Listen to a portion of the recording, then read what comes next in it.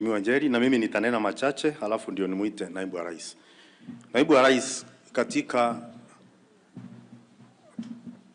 kazi ambayo Mwalimu Kano alikuwa anatarajia kufanya, moja ilikuwa ni hiyo Mekarara Water Project, kulikuwa na Kiambithe na Rukenya. Wakati kuna damu ilijengwa pale, Mheshimiwa Rais, kuna CSR ambao walisema watu walio karibu wanafaa wapatiwe maji. Tungeomba kwamba tufuatilie, NIA wako hapa kuhakikisha kwamba hiyo miradi imekamilika kwa niaba ya Mwalimu Kano Ndumbe. Naibu wa rais, sio mambo mengine, mambo ya kahawa. Na unajua mambo ya kahawa hata si mambo ngumu sana. Vyama vya ushirika kwa wakati reforms zilifanyika za kahawa, wote vyama vya ushirika wako na pesa ambayo imeuzwa kahawa.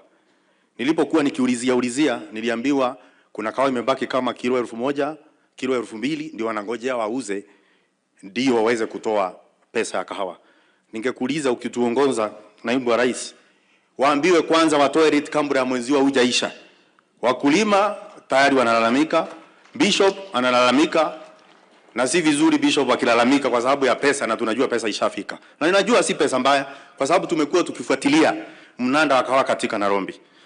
Hiyo ingine, Mheshimiwa Rais, ni kwamba pia wakulima sasa round hii sijui kuliendaje, fertilizer ya kahawa hakuna. Wamejaribu, wengine wameanza kununua madukani kama kawaida kwa sababu kahawa sio kama mahindi. Sijui ni nini imeenda mbaya, lakini najua ya kwamba mimi next time kutakuwa kuzuri zaidi, tuendelee katika huo mfumo ulikuwa wa mbolea ya ruzuku. Mheshimiwa mwenyekiti wa NIA ameongea mambo ya konokono. Imekuweko na imesumbua sana, naibu wa rais. Barabara ni mbovu. Kitu ya kushangaza ni kwamba barabara on farm za mchele katika Mwea hazijawahi tengenezwa toka uhuru patikane. Ukiingia pale, naibu wa rais, utapata shinda ni nyingi. Hiyo pia utatukumbuka kama watu wa Mwea. Na nikimalizia niongee jambo ambalo limekuwa linaongewa na watu sana. Unajua naibu wa rais, Mswahili husema ndau haiwezi didimia kwa maji, isipokuwa maji yaingie ndani ya mdau. Maji iliyoko nje ya ndau hakuna venye inaweza fanya ndau kuingia chini ya maji. Tunasumbua sana naibu wa rais, ni watu wa mlima huu. Kuna watu ambao wako na ndoto kwamba wanaweza kukutoa mahali uliko wakalie. Mtu ameshindwa na kufuga kuku, anataka kufunga ng'ombe. Tungetaka kusema ya kwamba watu wajifunze.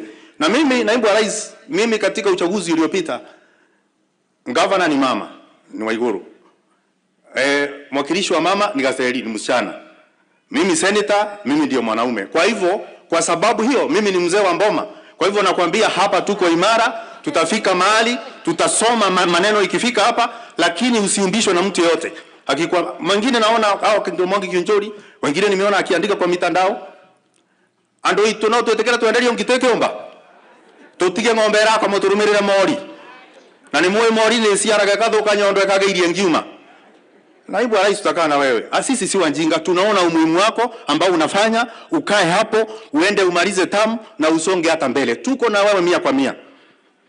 Na tuithue tutengetekera kwebenga tathurari ta mwana. Tuteke ndo trona, utebindi tuketha matunda, rungu rwa mukima twirito ati bauni bomayembe maregwa. Hiyo hatutakumbali.